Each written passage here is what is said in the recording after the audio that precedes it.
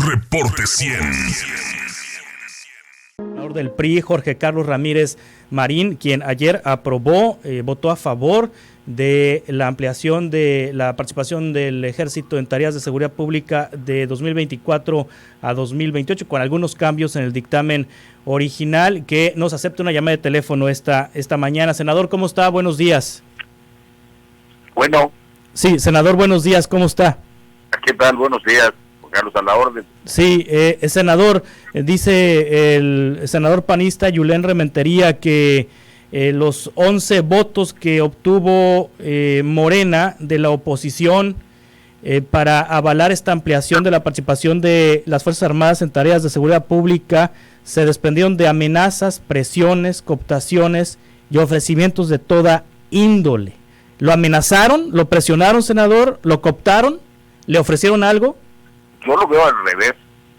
Yo creo que yo los amenacé, yo los coopté y yo les hice algo. Pero el caso es que aceptaron las propuestas que nosotros estábamos haciendo. Sí. Esa es la diferencia. Me da mucha vergüenza, francamente, este tipo de argumentos. Que subas a la tribuna solamente para decir que, para atacar a tus compañeros que muchas veces han votado contigo. Eso no lo dicen. Cuando hay PRIAM, no se molestan. Cuando hay primor, es cooptación. Son los mismos senadores y es la misma decisión libre de cada senador. Pero así lo ven, así son los panistas. Sí, senador, ¿por qué no hubo unanimidad en el PRI? 3 senadores del PRI votaron en contra: Beatriz Paredes, Claudia Ruiz Massieu y Miguel Ángel Osorio Chong.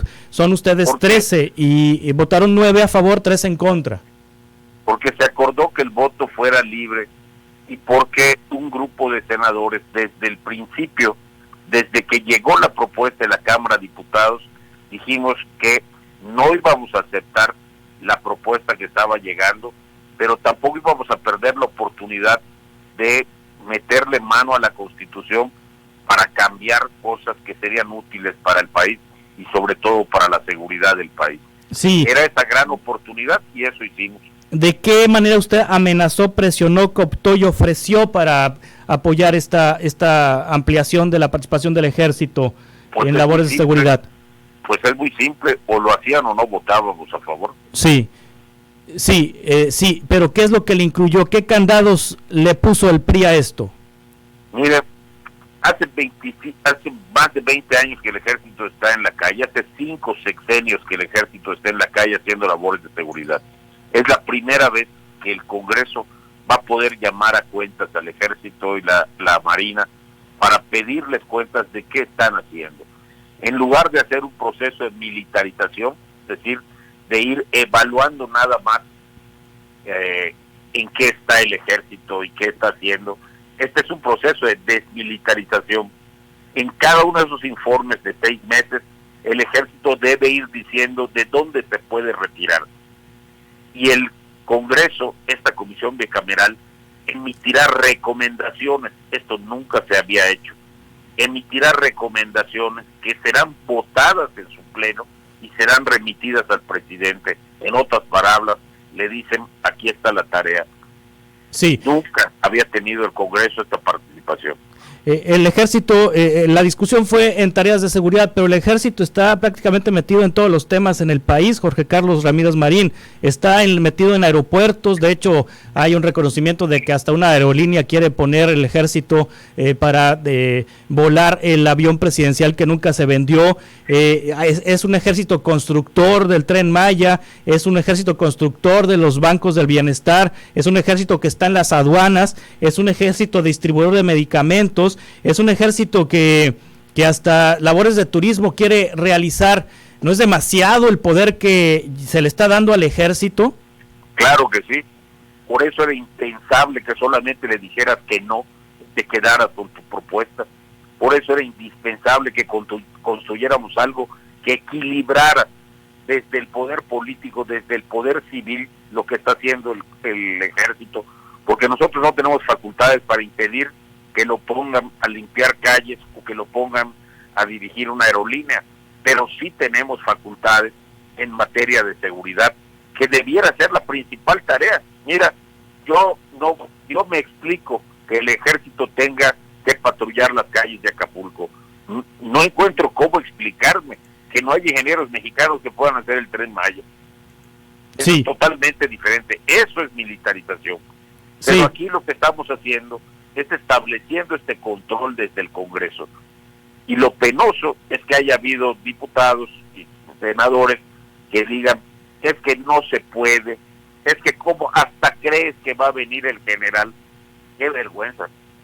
Sí, senador, en un contexto en donde militares están involucrados en el caso de Ayotzinapa, no todos, pero sí algunos elementos militares, en estos informes en donde se da cuenta cómo elementos del ejército tuvieron participación en la desaparición de los 43, y también se da esta discusión en el contexto de la filtración de documentos del ejército a través de hackers, en donde se presume que hay espionaje del ejército a periodistas, activistas, a feministas.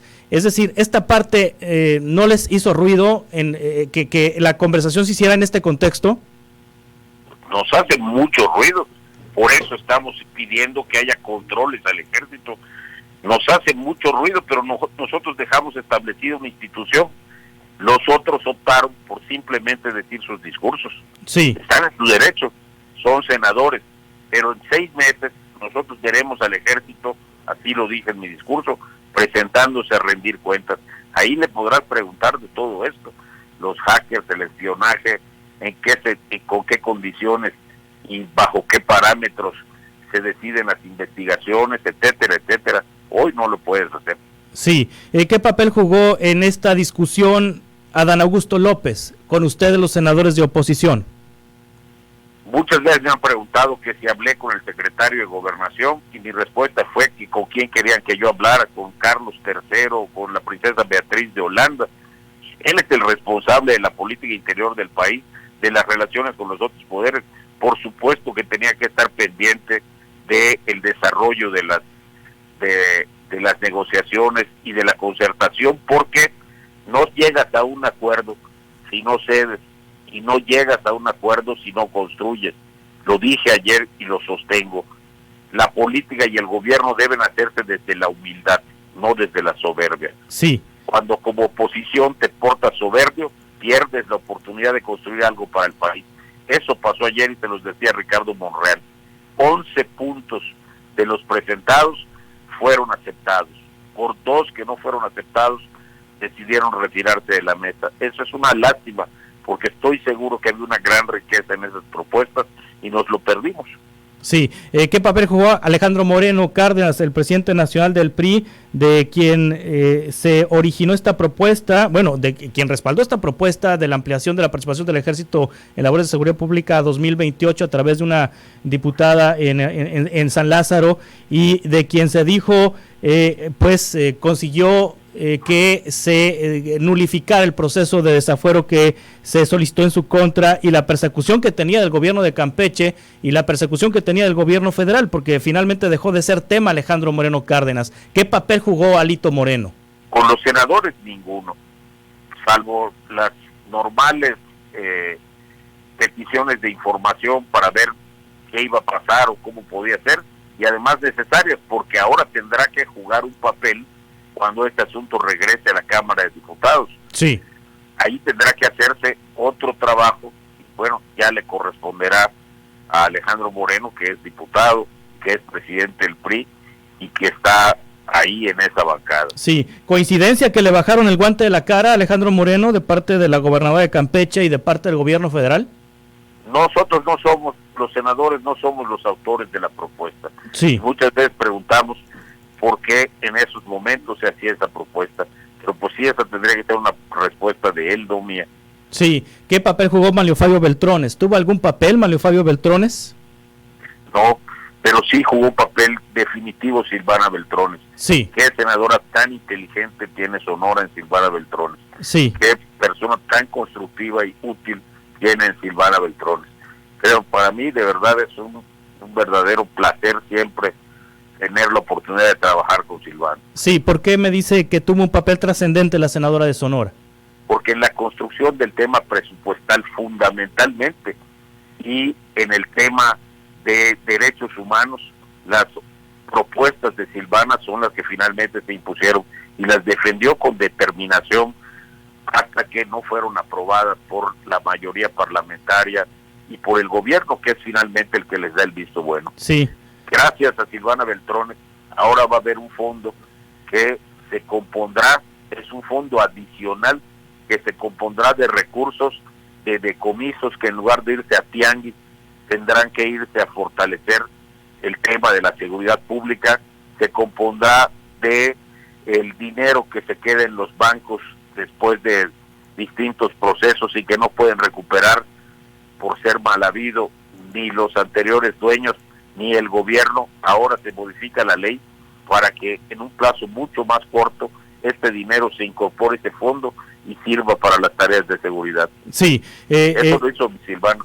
Sí, yo le agradezco que como senador de Yucatán le dé cuentas a los sonorenses, porque fíjese que Silvana pues no nos ha aceptado una conversación para darle cuenta a los sonorenses. Es bien difícil conseguir una conversación con ella. Ahí le encargamos que le pase el recado que en Sonora queremos saber qué está pues haciendo. Así como me contactaron a mí ustedes, búsquenla. Sí, pero usted sí nos contestó, pues. Le agradezco mucho que nos haya contestado Jorge Carlos Ramírez Marín. Jorge Carlos, ¿algo que desea agregar? No, solamente dar las gracias y un saludo a todos los sonorenses, que son una tierra indómita y admirable siempre. Gracias, senador. Un abrazo. Es el senador Jorge Carlos Ramírez Marín, senador del PRI. Reporte 100.